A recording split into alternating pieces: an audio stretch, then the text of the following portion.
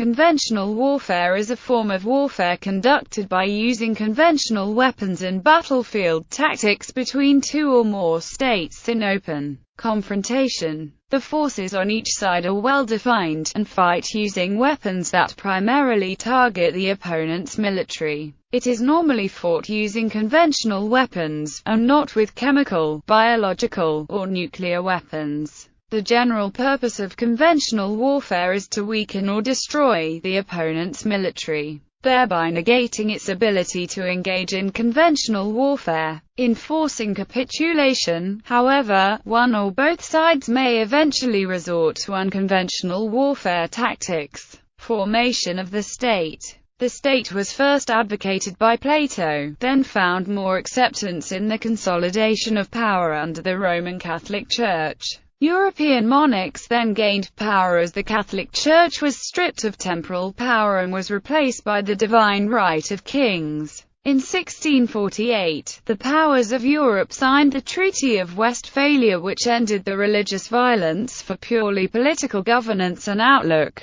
signifying the birth of the modern state. Within this statist paradigm, only the state and its appointed representatives were allowed to bear arms and enter into war. In fact, war was only understood as a conflict between sovereign states. Kings strengthened this idea and gave it the force of law. Whereas previously any noble could start a war, the monarchs of Europe of necessity consolidated military power in response to the Napoleonic War. The Clausewitz Ian Paradigm. Prussia was one country attempting to amass military power. Karl von Clausewitz, one of Prussia's officers, wrote on war, a work rooted solely in the world of the state. All other forms of intrastate conflict, such as rebellion, are not accounted for because in theoretical terms, Clausewitz could not account for warfare before the state. However, near the end of his life, Clausewitz grew increasingly aware of the importance of non-state military actors.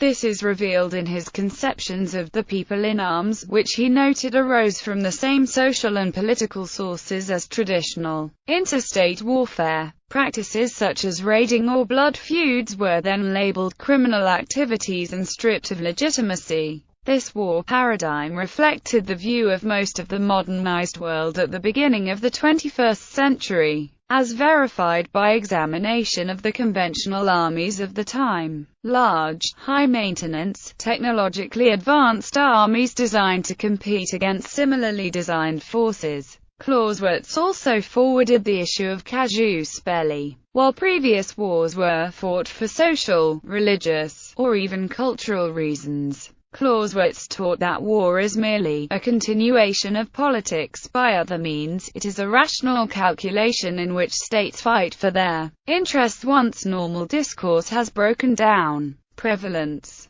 The majority of modern wars have been conducted using the means of conventional warfare. Confirmed use of biological warfare by a nation-state has not occurred since 1945, and chemical warfare has been used only a few times. Nuclear warfare has only occurred once, with the United States bombing the Japanese cities of Hiroshima and Nagasaki in August 1945. Decline. The state and Clausewitzian principles peaked in the world wars of the 20th century, but also laid the groundwork for their dilapidation due to nuclear proliferation and the manifestation of culturally aligned conflict. The nuclear bomb was the result of the state perfecting its quest to overthrow its competitive duplicates. Ironically, this development seems to have pushed conventional conflicts waged by the state to the sidelines. Were two conventional armies to fight, the loser would have redress in its nuclear arsenal. Thus, no two nuclear powers have yet fought a conventional war directly, with the exception of brief skirmishes between, for example, China and Russia in the 1969 Sino-Soviet conflict and between India and Pakistan in the 1999 Kargil War. Replacement. Conventional warfare, which is waged by the state, has become something not worthy of a declaration of war. Instead, those capable of fighting underneath the nuclear umbrella have now come to dominate the majority of conflict in the postmodern era. These conflicts cannot be explained under the status system. Samuel Huntington has posited that the world in the early 21st century exists as a system of 9 distinct civilizations, instead of many sovereign states. These civilizations are delineated along cultural lines. In this way, cultures that have long been dominated by the West are reasserting themselves and looking to challenge the status quo. Thus, culture has replaced the state as the locus of war. This kind of civilizational war, in our time as in times long past, occurs where these cultures buffet up against one another. Some high-profile examples are the Pakistan-India conflict or the battles in the Sudan. This sort of war has defined the field since World War II. These cultural forces will not contend with state-based armies in the traditional way. When faced with battalions of tanks, jets, and missiles, the cultural opponent dissolves away into the population. They benefit from the territorially constrained states being able to move freely from one country to the next, while states must negotiate with other sovereign states.